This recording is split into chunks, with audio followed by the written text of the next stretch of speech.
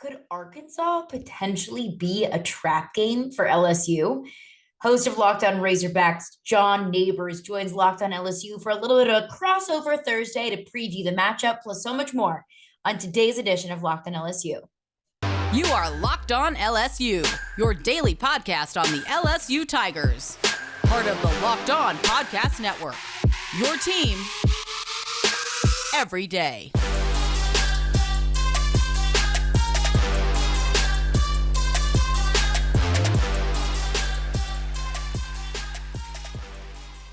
Hey, everybody. Welcome into a Locked On crossover podcast, very special edition as the Arkansas Razorbacks will be taking on the LSU Tigers this weekend, and we're going to talk all about it. And just want to remind everybody that today's episode of Locked On crossover is brought to you by Sling TV. Sling has something for everyone, especially when it comes to college football coverage, with a massive lineup of games across the ACC, Big Ten, Pac-12, and SEC. We can always catch the games that we want to on Sling, and now you can too. So check out Sling TVs to see the massive lineup of all the games that they have all season long. Sling, the TV you love for a price you love. Try it today. We're also welcoming in Caroline Fenton of Locked On LSU. And Caroline, I think this is our first time we've actually ever done a sort of crossover between Arkansas and LSU, but it's good to have you on. It's good to talk with you. Yeah, good to see you face to face via computer. We chat all the time on Twitter, so it's nice to actually, hear a voice. Yeah, I know. Put a face to the voice and everything to go along with it too. So, well, I know that there are two completely different storylines going on with our respective teams. Yes. Because the LSU Tigers, of course, coming off that huge win against Alabama, and Arkansas has coming off of a bad loss against Liberty. So I mean, I know phrase, that, didn't you? Yeah, I'm trying to make, silver linings, make it sound a lot better than what it is. But I mean, it is what it is. And that's the thing where in this particular game, at least with Arkansas fans are, I wouldn't say they're like upset where they want people fired just yet, or they're jumping off the ship. But there's certainly an element of what happened last weekend better not happen again. You get your one, and this is going to be a game that, hey, even though it's a rivalry, quote unquote, and even though it's in Fayetteville, you have to perform better than what we saw against Liberty. And I think that that's kind of where Arkansas is at, where they're not expecting to win this game, but they're just hoping that at least it'll be a much better performance. Which is fair. Sometimes you get to a certain point where, wins and losses are one thing, but you just want to see progress. Like, I'll use the Ole Miss Texas A&M game, for example. A&M didn't win that game, and they're now in a 4 or 5 game losing streak. But I think Texas A&M fans could at least step away from that game feeling a little bit more confident, seeing as though that was a 3-point game, looking at what their true freshman Connor Weigman was able to do at quarterback. So, I mean, enough about that. I think that there are little things that you can take away from each game that you can feel at least a little bit more confident moving forward. And I'm not going into this game thinking, oh, this is an easy win for LSU or this is an easy game for LSU. I think there's a lot of big tests for LSU now. Coming off of the biggest win of the season, the biggest game of the season, it's the biggest game every year. How can Brian Kelly kind of switch gears and keep the team focused? How can they handle success? I think that's the biggest thing that I'm looking for is if LSU goes into Fayetteville and struggles or even loses this game, drops this game, my biggest critique is how are you going to beat a top 10 team in Alabama and then turn around and lose to a team that just lost to Liberty? No offense to the Razorback fans out there. But I think that this is the biggest test of how do you handle success? How are you able to kind of turn around, be excited about the Alabama win, but understand that you are in control of the SEC West. You are now in the driver's seat of the SEC West. And all you got to do is beat Arkansas. Can you do that? Can you handle that success? Can you go on the road and get a win against an SEC West opponent? That's the biggest thing here. I think hopefully Razorback fans are looking at it too. And I remember thinking about how funny it was for many years, especially it was more during the Les Miles era of LSU. But like it seemed like Arkansas would always face LSU after they got done playing Bama.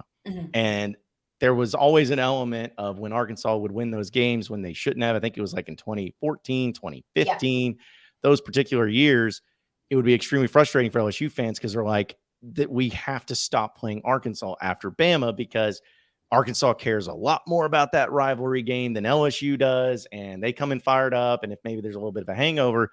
So I think that Razorback fans are maybe hopeful that there's a little bit of a hangover from LSU after the Bama game. And I guess like you talked about, since it's Brian Kelly's first year, it would happen with Les Miles. Didn't really happen with Ed Orgeron. Ed Orgeron actually had a lot of success against Arkansas. In fact, the only time Arkansas beat him was last year in overtime. So, I mean, it was always really close. So I guess that is kind of the thing that maybe Razorback fans are hoping that Brian Kelly has too, where emotional win, big win, rushing the field, all that stuff, come back on the road, 11 a.m. game, and end up kind of just being a zombie a little bit, at least to start the game. And the only thing that I would say that makes me feel confident that that's not going to happen, beyond, Brian Kelly being a coach that's experienced a lot of success before, this being a team that has experienced success before, is LSU beat Ole Miss in a very emotional game. Ole Miss was undefeated coming into that game, was the number 7 team in the country. LSU, for some reason, Vegas thought was favored, but I always felt like LSU was very much so the underdog going into that game. You get a huge win. You almost shut out Ole Miss 42-3 after they go up 17-3 in the first quarter. So I look at that and say that was a big emotional win, a big SEC West win, storm the field. All the excitement is up in the air. But this team was able to stay up for Alabama, considering that was, the next biggest game on the schedule, the next biggest test. So this is going to be a test for Brian Kelly to see how he can get this team back up for a game that doesn't have the amount of hype as Ole Miss or Florida or Alabama did. See, and that's kind of where I think LSU has done a really good job of playing their best football at the right time. And that's kind of what was scary, because I'm sure you thought, or people were probably talking about at the beginning of the season with that Florida State debacle at the end of the beginning of the year. Like, I honestly thought, my dreams. Yeah, like I saw that and I'm like, what am I watching? Like, it is so strange. But like you said, Brian Kelly's a good coach. He's an established coach, and he's playing and having them play their best football at the right time. And also the schedule didn't do any favors when, Tennessee, who would have thought that they'd be as good as they did and good as they are and everything too. But, the thing with Arkansas and kind of looking at where they're at, because last year they went 8-4, which they came from the depths of hell. Like, Arkansas football was so bad. They always felt like the Vanderbilt of the West. And I know it was never that bad, but it always felt, at least in recent history, it felt like you could look at the Arkansas game and say, okay, win. But that's not the case at all anymore. And so props to Sam Pittman for that. Yeah. And that's where I think people are like, they're still happy with Sam Pittman, but at the same time, like losing that game to Liberty. And to me, that's not even, there's still the worst losses to A&M. That's a terrible loss. That was a heartbreaking loss. No, trust me. I wanted to die that day. And so like, it was so bad. I was there in Arlington and I was just devastated because I hate Texas A&M so much. And it's like that loss still to me is worse than the Liberty, but the Liberty coupled with that loss, it's like Arkansas fans feel like right now they should only have 2 losses, like, because they felt, hey, we are a better team than A&M. We are a better team than Liberty, but for whatever circumstance they lost. And I think that's what's making it so hurtful right now, is because if Arkansas was sitting right now, instead of 5-4 at 7-2, they would already have a decent bowl game in mind. They would be able to have 3 games left on the schedule. They'd have momentum. They'd have feeling good, like all of that. But instead, it's like they're wondering what team's going to show up, because against Liberty, they couldn't run the ball. And that's the one thing that like Arkansas has done the entire season so well, is running the ball. The offensive line's done great. That's the big constant. But Liberty just stopped them. And KJ wasn't fully healthy, and we all know that. But it was such a weird game that people are like, okay, so is that going to be something we see again? Or is it going to be just a bad day? But you have no time to even get back and get ready for it, because LSU's playing about as good as anybody in the country right now. Sitting at, I guess at this point, they control their destiny in the SEC West. So they're one more West win, and they so their ticket to Atlanta. It's like just a bad timing for, I think Arkansas is wondering, like, hey, is this going to be something that we see again? Because you can't take any time off against LSU, because they know what's at stake. They know what's on the line, and they're going to give it their best shot. And I think that's kind of my biggest question about Arkansas, is they have been so hot and cold. You go on the road to BYU and you blow them out, and then you come back at home against Liberty, a game that I'm sure was just kind of viewed as this rinky-dink little game that is going to be an obvious win. I think the question is, where is the inconsistency coming from? It's honestly, to me, it's the way they started these games. I brought this up on my podcast earlier, is that people see the final score. Maybe they don't always watch the Razorback games, which, I'd understand, but they see the final score and they're like, okay, well, this game was close. This game was that, whatever. Here's the thing. Against Missouri State, earlier this year when Bobby Petrino Way came closer back to than we town. needed to be. Yep, way closer. Yep. Arkansas got down 17-0 to start that game. Against Alabama, they got down 28-0 to start that game. Mississippi State, 21-0 to start that game. Liberty, 21-0 to start that game. So getting down early is what has killed this team. Mhm. And the most disgusting part of that stat is of those 4 games where they got down 3 possessions, 3 of them were at home. And you can't have that. It's supposed to be the opposite effect. You're supposed to come out strong, and they haven't. But it's almost like in those games, though, they came back and beat Missouri State.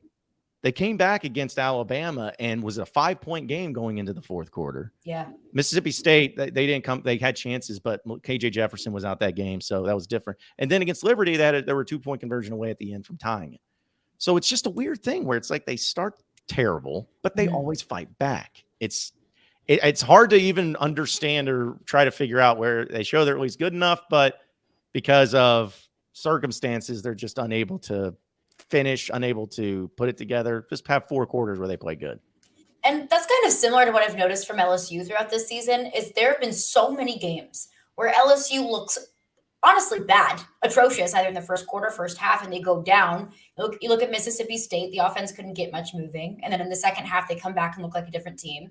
They're down 17-0 at Auburn, and they turn around and go on a 21-0 run. They're down again 17-3 against Ole Miss, ultimately come back to score 42 points and win that game by 20. And they're all throughout this entire season, they have been down, and then they have to scratch and claw their way back. And I think that's a testament to the toughness of both of these teams. Inflation has all of us thinking about different ways to cut back. I know for me, I'm not going out to eat as much. I am driving instead of taking Ubers. So whether that's driving less or dining out less or buying less from the grocery store, we can all agree there's nothing fun about less. So that's why I started using Upside.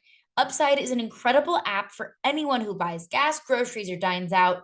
And with Upside, I don't have to cut back because I get cash back on every purchase. So without the Upside app, I would have to cut back on getting my nails done or going out to shop. I love to buy new clothes. But no, I don't have to do that anymore because of Upside. I get cash back on my essentials like gas and groceries, so I can use that money for fun things like dining out or getting my nails done or traveling or shopping, all the fun things that you don't want to cut back on.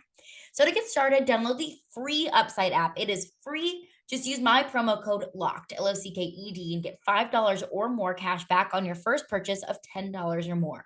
Next, claim an offer for whatever you're buying on Upside. Just check in at the business, pay as usual with a credit or debit card, and get paid. Grocery store, gas station, whatever that might be, get paid to buy your essentials. So in comparison to credit card rewards or loyalty programs, you can earn 3 times more cash back with Upside. Upside users are earning more than $1 million every week. That's probably why they have a 4.8 star rating on the App Store. Download the free Upside app and use promo code LOCKED to get $5 or more cash back on your first purchase of $10 or more. That's $5 or more cash back on your first purchase of $10 or more using promo code LOCKED. Continuing on our Locked On crossover with me, John Neighbors, and Caroline Fenton of Locked On LSU. And Caroline, I think the matchups and everything are obviously something that we can dive into, but I want to ask you first about 2 names that people do not like really speaking in this state very much, and that is Joe Fouché and Greg Brooks, because the struggle that Arkansas has had by far this year has been their secondary, and 2 of the players that were big key parts of their secondary last year left for LSU. One of them, in Fouché, was voted team captain last year and left for LSU. That hurts. So it hurts. It hurt. Like our Arkansas fans do not have any love for those guys right now. But I'm just curious, how have they been performing in this defense, in this team? Because LSU's playing really well. What type of impact and what type of contribution have they been able to provide? So Joe Fouché was out with injury for 3 or 4 games earlier in the season. I do have to say that Joe Fouché's interception in the end zone against Ole Miss completely turned the game around. LSU was up 24-21 at that point in the third quarter, but LSU had kind of struggled. They really kind of had to pull themselves back after abysmal first quarter. And then Joe Fouché gets that interception in the end zone, and LSU outscores Ole Miss 21-0.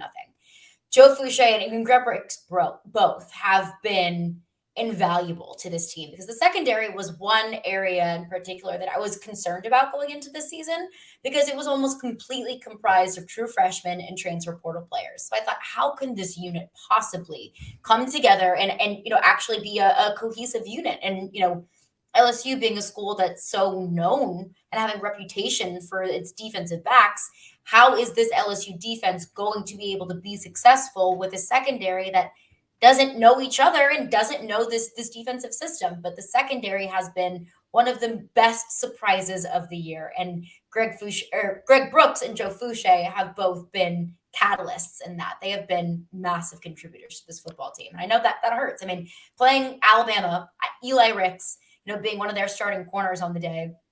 Eli Ricks was a player who was an All-American at LSU, ultimately decided to transfer after he said he wasn't going to transfer. And then, of course, he transfers to the school's biggest rival in Alabama. We know how that feels. We know kind of that just like revenge that you want to give to a player that you felt maybe betrayed you a little bit. But thank you for those two, because they have been the experience of those two has been invaluable to the secondary. Yeah, well, Arkansas fans always love helping out LSU fans in any way they can. So much for that. I guess we got Landon Jackson over here from LSU, and he's been okay. He's a solid player. Yeah, so he's been all right. So we make it work, and it kind of comes out in the wash. But I always say the transfer portal giveth, the transfer portal taketh away. For sure, because Arkansas, every team. Yeah, like Arkansas with Drew Sanders, who's been awesome. Transfers from Alabama, Jaden Hazelwood from Oklahoma. I mean, that's just kind of the way it's going to be in college football too. And right, the thing that with Arkansas and what people know what they do well, other than last week, and they run the ball really well. Right, Rocket Sanders had over 1,000 yards. The dude's been awesome. Like KJ, when he's healthy, is a great player. Offensive line's been great. Like the offense has been solid. And even on the defensive side of the ball, the D line and the linebackers have been performing pretty well, but it's been the secondary that's been the biggest problem. And that's the most interesting, as not an Arkansas insider and someone who admittedly hasn't watched each Arkansas game in depth, just looking at the stat line, looking at Arkansas leading the SEC in sacks and being at the bottom of college football and passing defense is the craziest dichotomy. I know. I tried to make sense out of it, but the only thing I can really say is that basically it's one big or the other. Like it's just they either are getting after the quarterback or they're not. And then whenever they are able to beat the blitz, that's where the defense, just completely crumbles. But they have had a lot of injuries in the secondary, not making excuses, like Jalen Catalon, the preseason All-American. They lost him for the year. All their other secondary players besides Dwight McGlothern, who thanks also for him, he's been really good. But he, other than him and Hudson Clark, those have been really the only healthy guys. But they've had issues there. But I've always felt like when they were having issues, I'm like, okay, well, you're gonna give up 350 yards a game, so why not just send 6 guys every play? Just might as well try to make up for it. But the secondary has gotten better. It's still not great, but it has gotten better. But that's kind of the thing I think people are worried about from the Arkansas defense perspective with LSU is, can they effectively pass the ball? Because I think Arkansas feels okay about their ability to stop the run. It's not great, but it's better. But if Jayden Daniels, if they can just throw all over Arkansas, then it's going to be a high scoring affair for LSU. And that's something, if you would have told me, really solid run defense, but you're going to have to win the game by throwing the ball, that's something that would have sent shivers down my spine probably about 4 weeks ago. But we've seen this passing game for LSU evolve. And after LSU got just absolutely embarrassed at home against Tennessee, I said, this is either going to be the best thing that's ever happened to this team or the worst. They could just sulk back and, sit and be a fine team, but not a great team, or they can realize the deficiencies that this team has, both offensively and defensively. And we don't talk enough about how LSU gave up like 250 rushing yards to Tennessee, a team that primarily throws the ball. But after that, we've seen this passing game evolve. I mean, Jayden Daniels has gone from throwing for about 100 yards a game on average to throwing about 300 yards a game on average. This passing game has absolutely evolved, but it's interesting to see how it changes week to week and how Jayden Daniels' confidence is kind of affected there. So I think, this being a road game, I think that's going to be interesting. And also Arkansas's pass rush.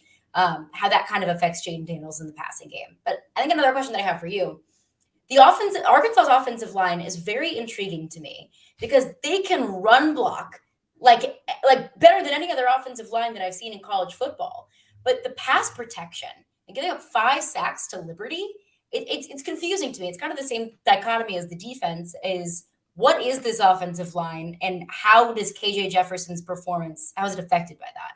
Well, I'll say that the Liberty game was the exception to the rule because the offensive line just got smoked in all facets. Like it was the weirdest thing. It's like, it's kind of like seeing like your big brother that's always beating you up all the time, getting his, tail kicked by somebody else. And you're like, that's weird. Like, what is that about? It was such a weird thing. Here? Yeah. So I think that was a big part of it. But I think, like with Sam Pittman, he's like one of the best, if not the best offensive line coach in the country. Oh, yeah. So, he's always going to have great offensive lines no matter what. And Arkansas going into the Liberty game, according to Pro Football Focus, graded out as the best offensive line in college football. So it's like, I think it was just the exception to the rule. And that's why, again, it was so weird in that Liberty game. And I think they'll do a better job in this LSU game. I think that if there's one thing that I know will be better, it'll be that offensive line. And so I think that they're hoping that, they can at least fix that problem. But it's been to where this is kind of where I think the struggle comes into play, where Sam Pittman wants to run the ball effectively because that's kind of what you have to do, honestly, in the SEC if you want to be successful. Like everything you want to do is you want to be good at, but it's like if you can have an effective running game, you usually can balance it out with the pass. But I also think there's times where maybe Kendall Rawls, the offensive coordinator, wants to throw it a little bit more. I mean, it's to be a little bit more imaginative with some of his weird trick plays that almost never work. Like, don't be too cute with it. Yeah, I think last year, I think Arkansas tried a wide receiver pass 8 times, and Traylon Burks was the one that normally threw it, and it went 0 of 8. It was never completed, and it's just like, you know what? Maybe just don't do that anymore, and just try to run and pass normally, and just make that work. So I don't know. It's a weird. It's an offense that can work when it's like against BYU and Auburn. It looked good. Everything was going great, but as soon as it starts having some issues, it becomes kind of a anemic, boring, weird, bad looking deal. So it's a very strange thing to try to figure out. And that's why it's been so difficult for me, I think, to kind of put my finger on what Arkansas really truly is and what to expect from Arkansas. Because I mean, as an Arkansas fan, do you even know what to expect? Nope. Isn't that fun? Always on the edge of your seat. Yep. I mean, they keep it interesting. They keep it interesting every single time. I mean, because that's the thing. Like I was talking with my friends, because I actually don't cover the games as a media member. I just have tickets. I go because I'm alum. I'm a fan. But like we always talk about it, where it's so weird that like in every game this year, none of it's been easy. None of it. Like the Missouri State game wasn't easy. Cincinnati, they opened up the season with Cincinnati. They play South Carolina the next week. Like they have not had, and I'm again not making excuses, but this non-conference schedule was ridiculous. And at BYU in the middle of the season? Yes, in October. What? Like I don't know how this happened. And in Cincinnati, they scheduled back when it was like Tommy Tuberville when he was the coach, and they were irrelevant. And then just so happens they get to play them when they're coming off of a playoff appearance. So lucky you. Yeah, and it's just so great, so much fun to be able to have that. It's like Arkansas has one of the toughest schedules each and every year, but I think it's just been a weird year for that, and a weird reason for competition and all that stuff. And so no one knows to expect. I mean, no one knows really what to think. It could be a high scoring game, low scoring game. It could be great for Arkansas. It could be horrible for Arkansas, but that's kind of the way it looks right now. And we'll continue on our conversation here on the Locked On Crossover with Locked On Razorbacks and Locked On LSU here in just a second. BetOnline.net is your #1 source for sports betting information, stats, news, and analysis. Get the latest odds and trends for every professional and amateur league out there. From football to basketball to soccer and esports, they've got it all at BetOnline.net. And if you love sports podcasts, then you can find them there at BetOnline as well. That's the best part about BetOnline. It's not just a sports book. It's not just a place to wager on games. It's also a place to get smarter and to get all of your sports information. We are always the fastest and easiest way to get your betting fix. Head to the website today or use your mobile device to learn more. Bet online, where the game starts. So continuing on with the Locked On Crossover with Locked On Razorbacks and Locked On LSU. Caroline, you know what? I don't really want to talk about anything else but one thing. So hopefully you can just go along with it. I this golden boot, the battle for the golden boot. Yes. I have talked to other LSU media members that I'm friends with. I've talked to Matt Moscona. I've talked to T-Bob. I've talked to all these. Yeah, these guys. Great guys. Ross Dellinger when he used to cover it. Like I've talked to everybody that's covered LSU, and I always ask them about what are their thoughts on the battle for the Golden Boot rivalry, as well as the trophy itself. What are your thoughts? I mean, the rivalry in and of itself it's a fun rivalry. And I will say this, it's a game that as LSU fans, we look for a few on the schedule. Florida, Alabama, Ole Miss. Those are kind of the big ones that we look in and year out.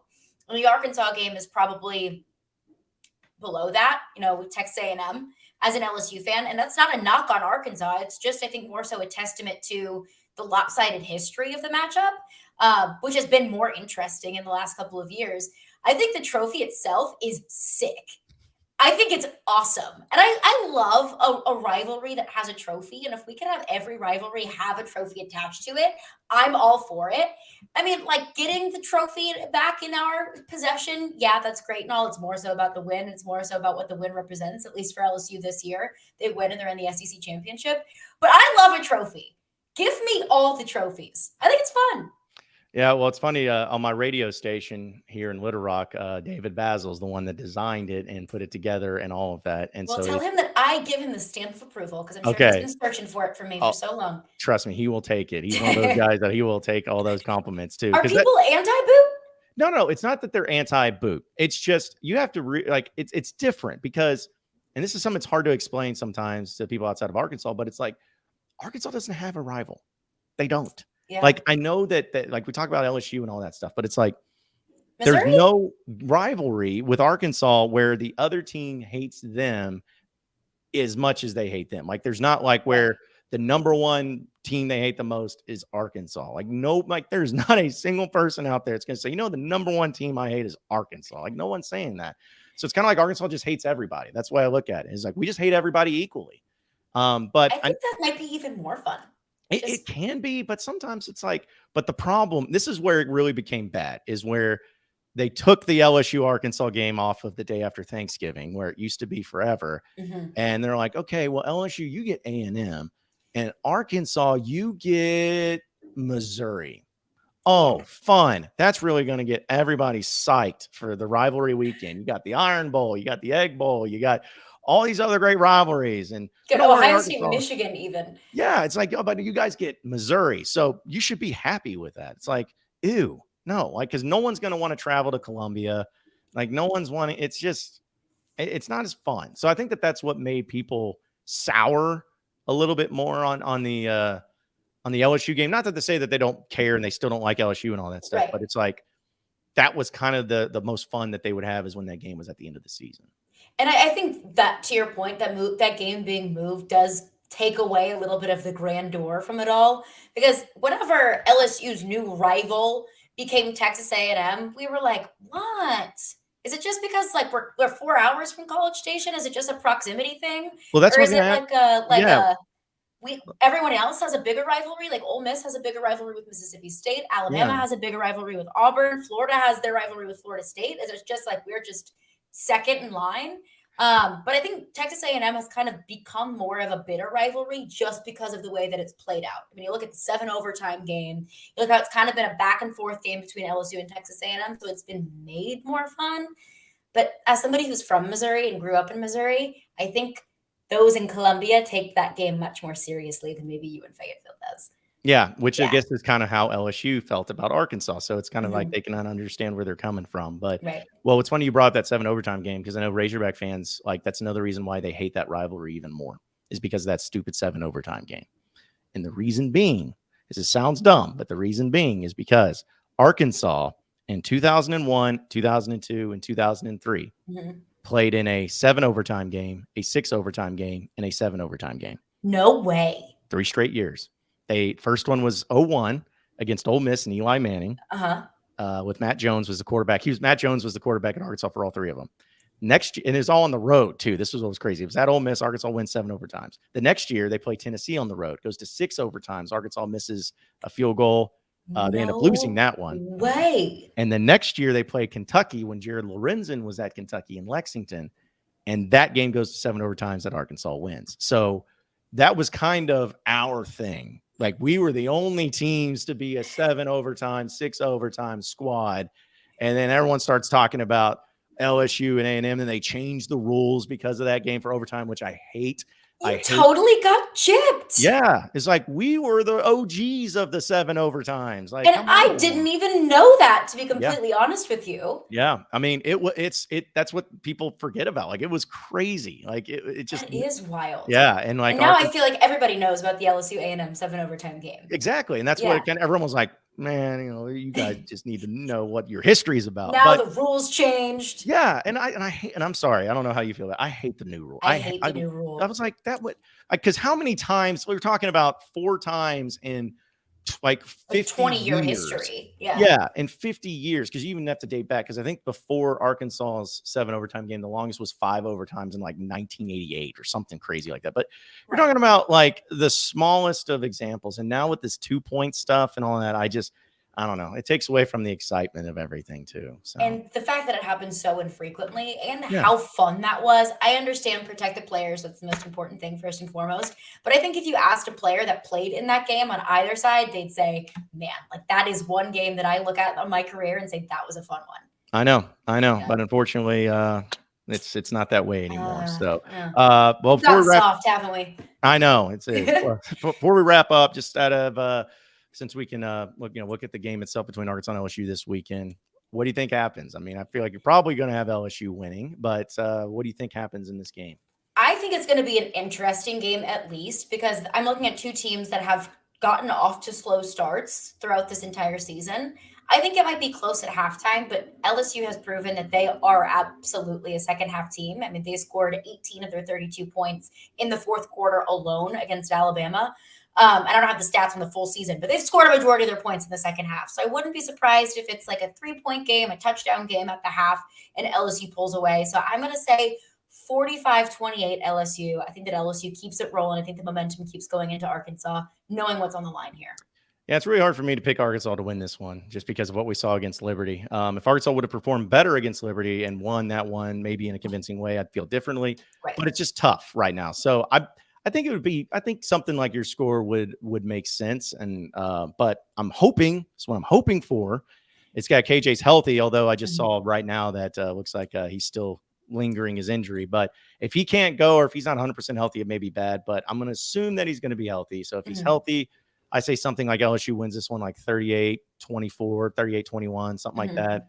Kind of a couple possessions there. And, and just know that if as an LSU fan, if Arkansas gets down early, you're probably going to win, but they're going to make it interesting. They're going to come back somehow and make it interesting, but you're probably still going to be winning. So, but there you have it. There is the Locked On crossover edition of Arkansas and LSU.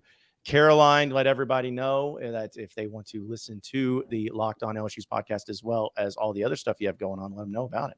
Yeah, you can listen to Locked On LSU, your preferred podcast platform. You can find us on YouTube, Locked On LSU. You can find me on Twitter at CarolineFinton1. And if you're in the Nashville area, you can find me on 102.5 The Game from 2 to 6 p.m.